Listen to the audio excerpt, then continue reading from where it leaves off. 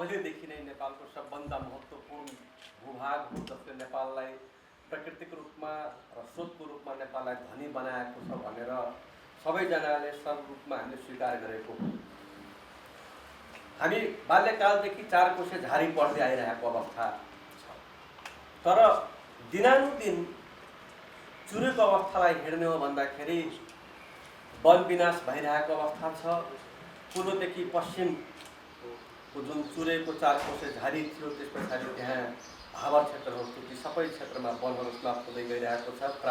पानीको स्रोतहरू तल सुक्दै गइरहेको अवस्था छ र यही क्रमलाई निरन्तर यसरी नै जाने हो भने विभिन्न रिपोर्टहरूले के बताइरहेको अवस्था छ भन्दाखेरि आउने 15 देखि 25 सालसम्म ती क्षेत्र अब मरुभूमिको तर्फमा चाहिँ परिणत हुने अवस्था छ। पहिले जहाँ 90 फिट 100 फिट 125 फिटमा राम्रो खाने पानी ड्रिङ्किङ वाटर आउँथ्यो भन्दाखेरि अहिले जनकपुर जस्तो ठाउँमा 400 450 450 फिटमा पानी आइरहेको अवस्था देखिन्छ। यसरी दिनानुदिन जुन किसिमको पानीको लेभल घट्दै गइरहेको छ, पानी सुक्दै गइरहेको छ, विभिन्न क्षेत्रका वनहरू जसरी अनियन्त्रित ढङ्गले कटान भइरहेका छन्, विकासको नाउँमा चाहे त्यो महेन्द्र राजमार्ग बनेको होस्, चाहे अहिले विभिन्न मेडिकल कलेजहरू खोल्ने कुरा होस्, वा त्यसै गरी एयरपोर्ट अन्तर्राष्ट्रिय बनाउने कुरा होस्, या अन्य विभिन्न किसिमका विकास गर्दाखेरि फास्ट ट्र्याक होस्, या जुन किसिमका विकास हामीलाई चाहिन्छ, त्यसको नाउँमा सम्पूर्ण जङ्गललाई नै विनाश गरी विकास कसैले खोज्न चाहेको होइन। चुरे क्षेत्रको जुन सम्पत्ति हो त्यो सम्पत्तिमा सबैको त्यतिकै हक अधिकार छन्। संवैधानिक रूपले हामी त्यो सम्पूर्ण हकलाई हामीले इन्जोय गर्नुपर्ने हो। तर जसरी विभिन्न राजमार्गहरू बनाउँदै गइरहेछौँ, विभिन्न रेलमार्गहरू हामी निर्माण गर्ने क्रममा छौँ, अन्तर्राष्ट्रिय एयरपोर्ट निर्माणको क्रममा छौँ, मेडिकल कलेजको निर्माणको क्रममा छौँ, ती सबै निर्माणका स्थलहरू भनेकै हाम्रै ती वन क्षेत्रबाट हामीले गरिरहेका छौँ। जसबाट के देखिन्छ भन्दाखेरि यस्ता अव्यवस्थित र सिस्टम नै नबनाइकन वनलाई फरानी गरिकन हामीले जति पनि विकास कार्यहरू गरिरहेका छौँ, जसले एकतर्फ वन क्षेत्र समाप्त भइरहेको अवस्था छ भने अर्कोतर्फमा चाहिँ अव्यवस्थित ढङ्गले मानिसहरूको बसोबास ती क्षेत्रमा बढ्दै गइरहेको अवस्था छ। विभिन्न समयमा के देखिएको छ भने माइग्रेसन त्यतिकै भएको अवस्था छन्, वन विनाश हुँदै गइरहेको अवस्था छ, माइग्रेसन बढ्दै गइरहेको अवस्था छ र अव्यवस्थित यस किसिमका जुन क्रियाहरू भइरहेका छन् त्यसको सबभन्दा बढी प्रभावित ती क्षेत्रमा बस्ने व्यक्तिहरू भइरहेका छन्। नदीहरू अनियन्त्रित भइरहेका छन्, उसको सतहहरू माथि उठिरहेका छन्, गिट्टी बालुवाको व्यापार त्यतिकै बढेको अवस्था छन्, जसलाई कहीँबाट रोक्ने प्रयास भइरहेको अवस्था छैन।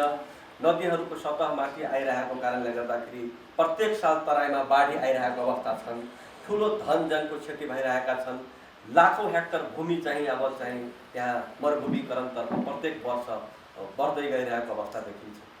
यसरी यी समस्याहरूलाई हेर्दै जाने हो भन्दाखेरि सरकारले विभिन्न कालखण्डमा आफ्ना नजिकका व्यक्तिलाई बसोबास दिँदै आएको अवस्था देखिन्छ।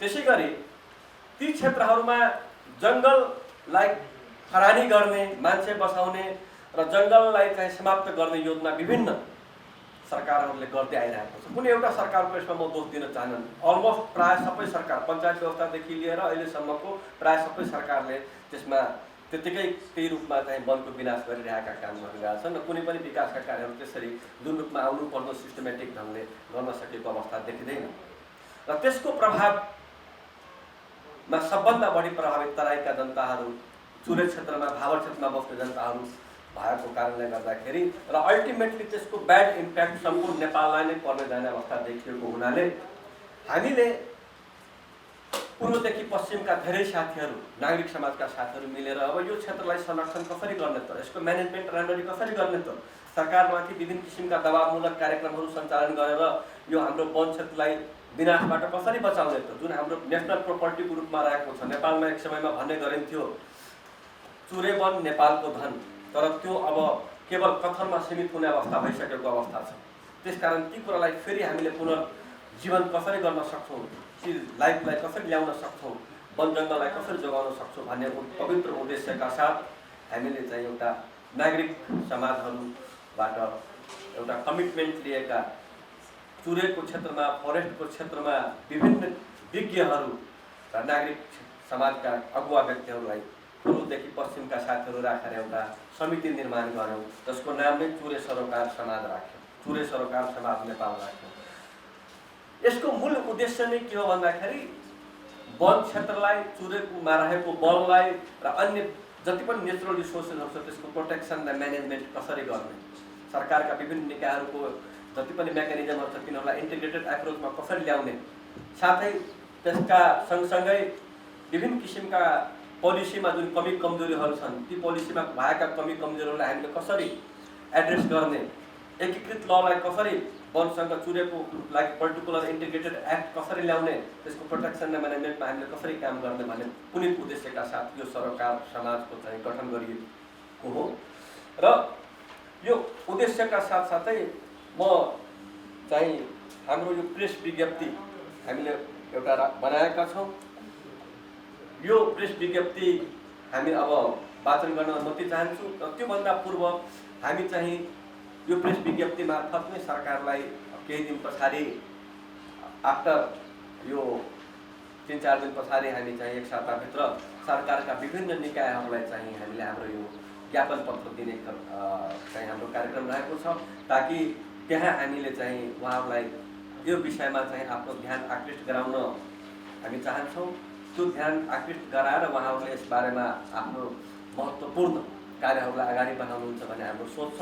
सोही सम्बन्धी विषयलाई राखेर हामीले एउटा प्रेस रिलिज तयार गरेका छौँ हाम्रो समाजले, र त्यो प्रेस रिलिज यहाँ वाचन गर्न अनुमति चाहन्छु। आदरणीय पत्रकार मित्रहरू, उपयुक्त सम्बन्धमा विगतदेखि नै सरकारले वातावरणमा प्रतिकूल हुने गरी प्राकृतिक स्रोतको दोहन गर्दै राजस्व सङ्कलन तथा सत्ता टिकाउने खेल खेल्दै आइरहेको छ। विगतका गलत निर्णय र काम गर्ने परि पार्टीले तराई मधेसका धेरै वन क्षेत्र बसोबास, पुनर्वास, सुकुम्बासीका नाममा अतिक्रमण र जथाभावी जग्गा वितरण हुँदै गएको छ। सरकारी आँकडा अनुसार 2020 सालदेखि 2041 सालसम्म अधिराज्यभरि 5,70,000 हेक्टर वन विनाश भएको थियो। यसको स्रोत चाहिँ वन विकास गुरु योजना 2046 रहेको छ। त्यसै गरी 2022 सालदेखि 2037 सालसम्म चुरेमा 2,63,000 हेक्टर वन विनाश भएको थियो भने यस अवधिमा जनसङ्ख्या वृद्धि समेत द्रुत गतिमा भयो। यसै गरी विभिन्न निहुमा सन् 1985 सम्म 3,56,000 बिघा तराईको वन फाटेर 83,000 परिवारलाई राज्य सत्ता टिकाउन र राजनीतिक समर्थकलाई बसाइसराई गराइयो, जसमा प्रति परिवार करिब 2 देखि 6 बिघासम्म वन क्षेत्र वितरण भएको थियो। यहाँसम्म कि पूर्वका जिल्लाहरूमा झोरा फाड्ने, बाराको टाङ्गिया बस्ती र रूपन्देहीमा बर्मेली टोललाई बसाइयो, तर तराई मधेसका गरिब, दलित र मुक्त कमैया सहित गरिबीको रेखा मुनि 42% जनता यसमा समावेश हुन सकेन। तराई मधेसमा 51% जनता बसोबास गर्दछन् र यसमध्येका करिब 10% मात्र उत्तरतिरका जनताले कानुनी तवरबाट उपभोक्ताको रूपमा वन पैदावार उपभोग गरिरहेका छन्, किनभने वन वरिपरि बसेकाले नै सामुदायिक वन हस्तान्तरण भएको छ। खास गरेर तराईको दक्षिणी भेगमा बस्दै आएका अधिकांश परम्परागत उपभोक्ता वन लगायत अन्य प्राकृतिक स्रोत उपभोग गर्नबाट वञ्चित भएका छन्, जसले गर्दा दक्षिण र उत्तरका जनताका बीच प्राकृतिक स्रोत उपभोगको लागि द्वन्द्व सिर्जना भइरहेको छ। प्रदेश नम्बर 2 को क्षेत्रफल सबभन्दा कम अर्थात् 9,661 वर्ग किलोमिटर छ, जसमा सबभन्दा कम 4.36% वन क्षेत्र छ, तर जनघनत्व यही प्रदेश नम्बर 2 मा सबभन्दा बढी छ। यस अवस्थामा विकासको नाममा वन क्षेत्रमा राजमार्ग, रेलवे विद्युत लाइन, विश्वविद्यालय, रङ्गशाला र सुरक्षा निकायका क्याम्प र विमानस्थल निर्माण गर्ने निर्णयले प्रदेश नम्बर 2 का जिल्लामा प्राकृतिक स्रोत विनाश क्षेत्र अझै बढ्ने नै निश्चित छ। वन क्षेत्र घट्ने र विनाश बढ्ने नै निश्चित छ। यस्तो सरकारी नियतका कारण प्रदेश 2 का जनता झनै पीडित बन्ने छन्। प्रदेश 2 मा पहिलो प्राथमिकता चुरे संरक्षण र वन क्षेत्रको दिगो व्यवस्थापन गरी यस क्षेत्रका जनताका आधारभूत आवश्यकता परिपूर्ति गर्नु हो। यसको विकल्प छैन। वास्तवमा वनको दिगो व्यवस्थापन अवरुद्ध गर्ने तथा चुरे संरक्षण समेतमा गम्भीर असर पार्ने कार्य दुःखद मात्र नभई सरकारको यस्तो निर्णयले सिङ्गो तराई मधेसमा प्राकृतिक स्रोतको अभाव हुने स्पष्ट छ। राष्ट्रपति चुरे संरक्षण कार्यक्रम 2067-68 देखि नै स्थानीय निकाय मार्फत सञ्चालन भए पनि 71 सालदेखि राष्ट्रपति चुरे तराई मधेस संरक्षण विकास समितिको गठन भई चुरे संरक्षणता व्यवस्थापन भइरहेको देखिन्छ। चुरे संरक्षणको मुख्य लक्ष्य चुरेको माटो चुरेमा र सफा पानी सबैलाई भनिए पनि चुरेबाट माटो निरन्तर बगै देखिन्छ, किनभने यस्ता प्राविधिक र कार्यक्रमको अभाव समेत देखिएको छ। समस्याहरू के छन् त? सामान्य सिद्धान्तअनुसार सडक रेलवे जनतालाई पहुँच हुने क्षेत्र भएर बनाउनु पर्दछन्, जुन कार्य विगतमा पनि भएनन्। महेन्द्र राजमार्गको अधिकांश हिस्सा वन क्षेत्रबाट गएको छ, जसले गर्दा तराईका जनतालाई असुविधा हुनका साथै देशमा वन विनाश समेत भयो। वन संरक्षण र व्यवस्थापनको सट्टा प्राकृतिक स्रोत साधनको दोहन मात्र गर्दा तराई मधेसमा दिन प्रतिदिन वन क्षेत्र घटिरहेको छ। त्यसमा पनि विकासका नाममा वन मास्ने काम अझै भइरहेको छ। विकासको लागि राजमार्ग, रेलवे, विद्युत लाइन र विमानस्थल सबै चाहिन्छ, तर कहाँ बनाउने, कसरी राष्ट्रिय सम्पत्तिको क्षति कम गर्ने भन्ने सोच हुनु पर्दछ। यसरी हेर्दा यस क्षेत्रमा निम्न बहुमुखका समस्याहरू देखिएका जुन तत्कालै समाधान गरिएन भने भविष्यमा विकराल वातावरणीय समस्या उत्पन्न हुने अवश्यम्भावी छ। 1. तराई मधेसको उत्पादनशील वन क्षेत्रका जग्गा पटक पटक सुकुम्बासीलाई वितरण गरिएको छ। विकासका नाममा पूर्व पश्चिम राजमार्ग निर्माण, विभिन्न रुटमा विद्युत लाइन विस्तार र फास्ट ट्र्याकमा वन क्षेत्रको विनाश गरिनु। 3. बारामा पसार खोला र लालमकाई नदीको बिचमा भागमा निर्माण हुने अन्तर्राष्ट्रिय विमानस्थलका लागि वन क्षेत्रको विनाश गरिने कार्ययोजना रहनु। 4. प्रस्तावित पूर्व पश्चिम रेलवे लाइनको अधिकांश भाग वन क्षेत्र भएर जाने हुँदा अत्यधिक वन विनाश हुने स्थिति रहेको छ। 5. वन क्षेत्रको वैज्ञानिक व्यवस्थापन अभावमा वन पैदावारका लागि चुरेको वन स्रोत दोहन तथा विनाश। 6. चुरेबाट र चुरे भएर बग्ने नदी खोलाको सतहमा तराईमाथि उठिरहेकोले तराईमा नदी कटान, डुबान र पटानको समस्याले वर्षेनी तराईका जनता प्रभावित भइरहेका छन्। 7. तराईमा पानी सबैलाई हार्दिक आग्रह गर्दछु। त्यसैगरी सम्झना पौडेलजीलाई देशमा आइदिनका लागि हार्दिक आग्रह गर्नु छ भन्ने नै हो।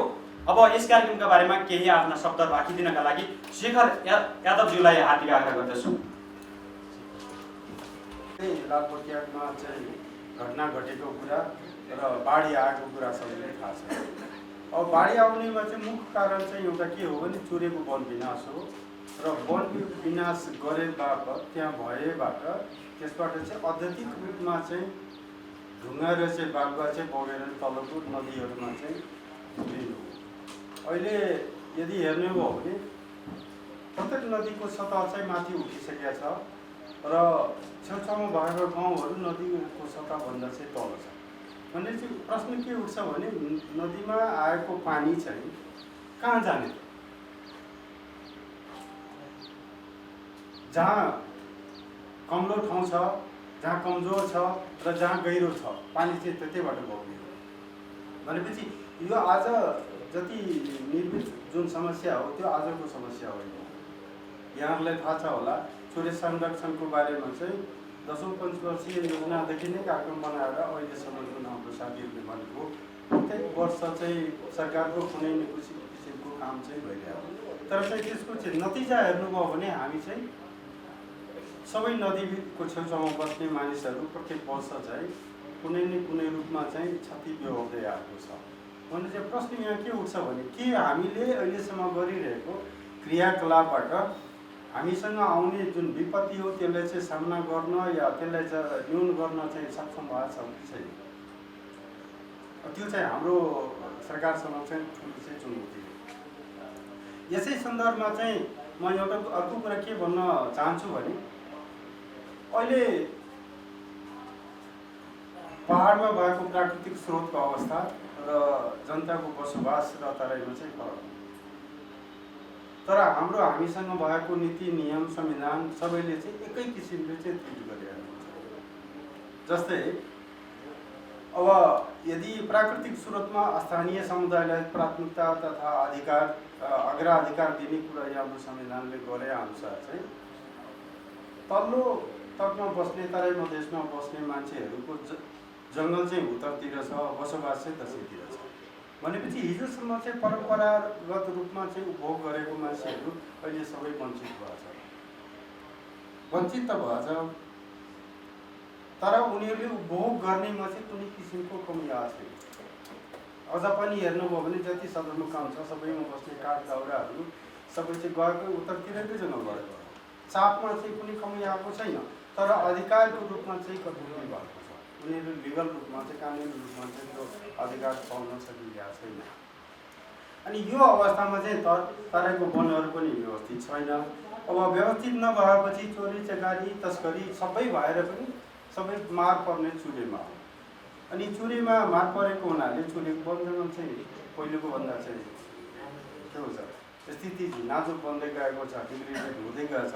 र त्यो सबैको असर पर्ने के हो भने चुरे बढी डिग्रेडेड भएको हुनाले वर्षायाममा चाहिँ बालुवा थुप्रै र तलको तटीय नदीहरूमा चाहिँ जाने हो। अनि यो लङ रनमा हेर्नुभयो भने तपाईँको चाहिँ के भन्छ भने नदीको सतहहरू माथि आएर चुरे र भावर क्षेत्रमा र त्योभन्दा तल्लो क्षेत्रमा चाहिँ पानीको चाहिँ हाहाकार मचेको यहाँहरूले चाहिँ विभिन्न मिडियाबाट चाहिँ 3-4 महिना चाहिँ सुनि नै रहनु भएको छ। यो अहिलेको अवस्था हो भने अबको 20-25 वर्षपछि यो अवस्था चाहिँ झन् भयावह हुँदै जान्छ। किनभने अघि हाम्रो मित्रले भन्नुभयो वास्तवमा 20 वर्ष अगाडि जनकपुरमा चाहिँ 80 फिटमा चाहिँ पानी राम्रैसँग पाउँथ्यो, 400 फिटमा छ। त्यो नै के देखाउँछ भने ल यो 20 वर्षमा त यहाँ भयो भने अर्को 20 वर्षमा के हो र त्यो अर्को 20 वर्षमा हुने जुन हाम्रो चाहिँ समस्या हाम्रो चाहिँ सम्भावना छ त्यसलाई चाहिँ हामी चाहिँ कसरी चाहिँ समाधान गर्छौँ भन्ने चाहिँ तिर हाम्रो चाहिँ अहिलेसम्म चाहिँ दीर्घकालीन योजनाको रूपमा चाहिँ हामीले चाहिँ सोचेका छैनौँ। त्यसैले हामीले चाहिँ सरकारलाई चाहिँ के गर्छौँ खोज्यो भने हिजोसम्म जे जति हाम्रो विभेदकारी नीति नियमहरू चाहे कामको लागि काम त गरिरहेका छौँ, तर चाहिँ हामीले चाहिँ एउटा कहावत छ vision without action is dead dream हो। हामी भिजन त छ, ठुल्ठुलो सपना त बोकेका छौँ, तर चाहिँ त्यो अनुसारको काम चाहिँ भइरहेको छैन। अर्को भने के छ भने action without vision is time pass हो। कहीँ हाम्रो अहिलेसम्म गरिरहेको सबै काम चाहिँ टाइम पास त होइन र यो टाइम पास नै गर्दै गयो भने अबको 20 वर्षमा चाहिँ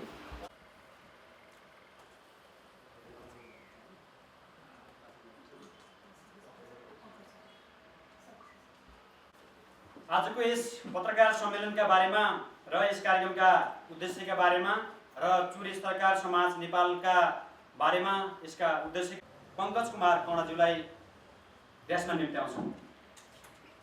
त्यो सम्बन्धित सरकारवालाहरूलाई पनि यसको बारेमा हामी चाहिँ जानकारी हाम्रो कार्यक्रमले चाहिँ हामीले चाहिँ यो ध्यान आकर्षण गर्न खोजेका हौँ। थोरै पानी परे पनि त्यो बगेर जान्छ। त्यो अवस्थाले तराईको भूभागमा नदीको सतह माथि आउने त्यो कुराहरू समस्याहरू दिन प्रतिदिन बढ्दै गइरहेछ। चुरेको अब यो विनाशका कारण के त किन विनाश हुँदै आएछ? पहिला त तराईका जङ्गलहरू बसोबास पुनर्वासको नाउँमा सुकुम्बासी आयोगको नाउँमा हालमा आएर भूमि अधिकार मञ्च यस्ता आयोगहरू बनाएर तलका तराईका जङ्गलहरू फाट्दै बस्ती बसाउने काम भयो। त्यो परिपूर्ण भइसकेपछि त्यसपछि चुरेमा उक्लन थाल्ने सुरुवात भयो। यहाँ 10 वर्ष अगाडिको योजना हेर्नुहुन्छ भने 10 वर्षको ग्याप हेर्नुहुन्छ भने 50 लाख जनसङ्ख्या एकैचोटि विदिन 10 इयर्समा बढेको छ। भन्दाखेरि जुन अहिले चुरेमा किन बसोबास पहिला कम थियो अहिले ट्रेन्ड किन बढ्यो त भन्दाखेरि हामी सडक पुऱ्याइदिएका छौँ नम्बर 1। त्यसपछि सडक पुऱ्याइदिएपछि त्यहाँ सडक किनारमा घर भयो, त्यसपछि हामी स्कुल बनाइदिएका छौँ, त्यसपछि हामीले विद्युत दिइदिएका छौँ।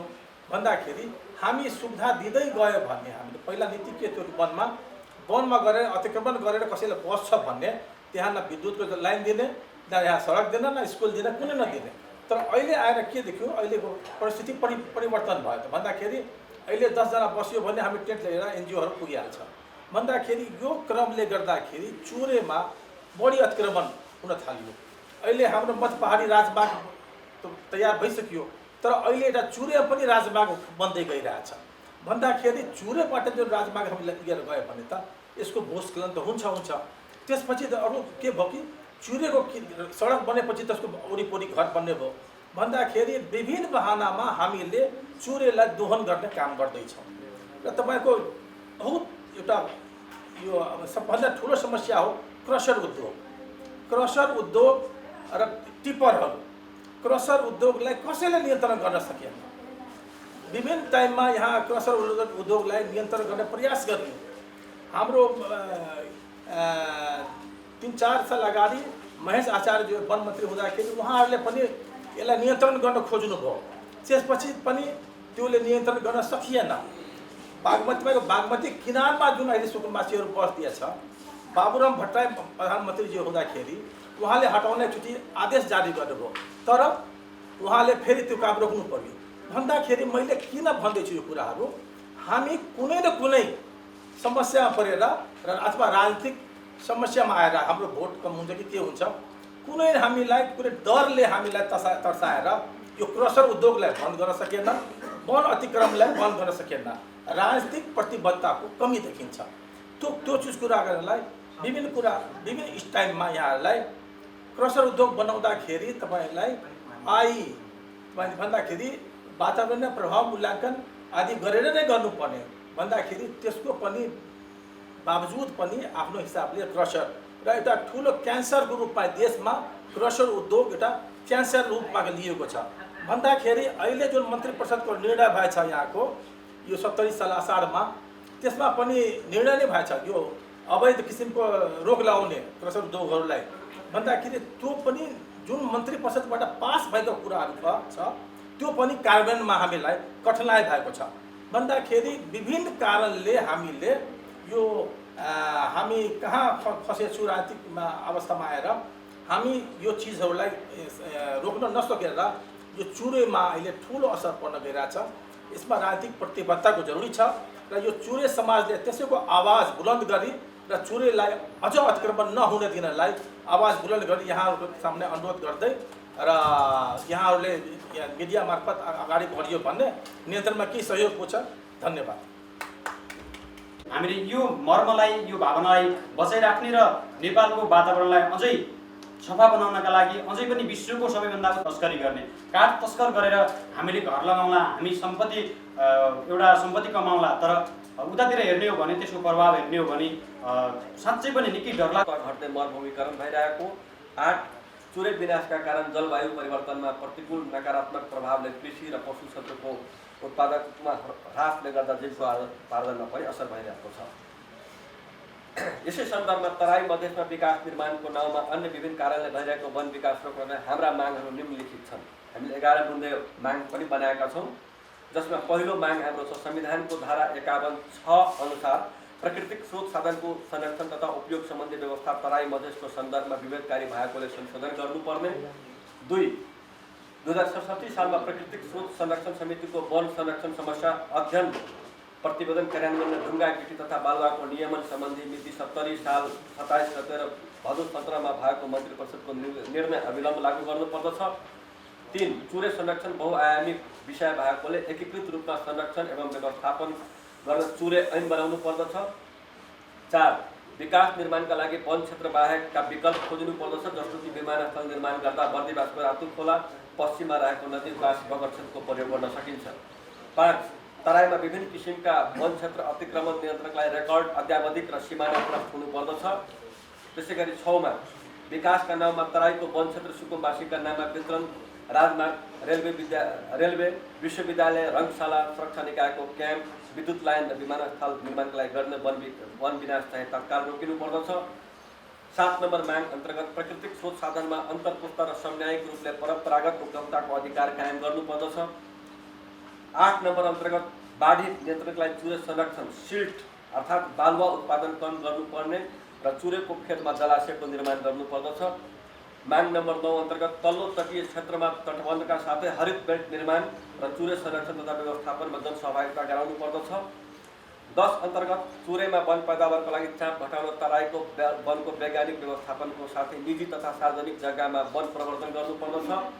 11 नम्बर अन्तिम माग हाम्रो के भन्दाखेरि विकास निर्माण गर्न चुरे समितिले बनाएको मापदण्ड कार्यान्वयन र सरकारबाट स्वीकृत चुरे संरक्षण तथा व्यवस्थापन गुरु योजना लागू गर्नुपर्दछ। यस विषयमा जनभावना बुझ्दै नबुझी र सम्बन्धित क्षेत्रका राजनीतिक नेतृत्व विज्ञहरूको राय सल्लाह बिना हचुवाको भरमा यस विकासका नाममा यस्तो निर्णय गर्न लोकतन्त्रको खिली उडाएको देखिन्छ। तसर्थ यसको विकल्प खोजी विगतको गल्ती नदोहोर्याउने अनुरोध पनि हामीले गर्दछौँ। चुरेसँग सम्बन्धित सरकारवालाहरूबिच कार्यक्रम योजना तर्जुमा तथा क्रियान्वयनको नियमित परामर्श र सरसल्लाह गर्न हामीले अपेक्षा राखेका छौँ। सरकारसँग राष्ट्रको आर्थिक समृद्धिमा असर पर्ने गरी वन हस्तान्तरण, भू उपयोग परिवर्तन र वन विनाश जस्ता कार्य नगर्न हामी जोरदार माग गरेका छौँ। यसका साथै तराई मधेसका जनसमुदायलाई प्राकृतिक स्रोत व्यवस्थापनमा पहुँच र अधिकार कायम गर्न, चुरे संरक्षणको नमुना विकास गर्न र बाढी नियन्त्रणका असर कम गर्न चुरे सरोकार समाज सदैव तयारी तत्पर रहने जानकारी गराउन हामी चाहन्छौँ। धन्यवाद। त्यसैले हामीले सुनेका छौँ दिदीबहिनीहरूलाई बेचबिखन गर्ने लैजाने, हामीले सुनेका छौँ गिट्टी ओसार पुसार गर्ने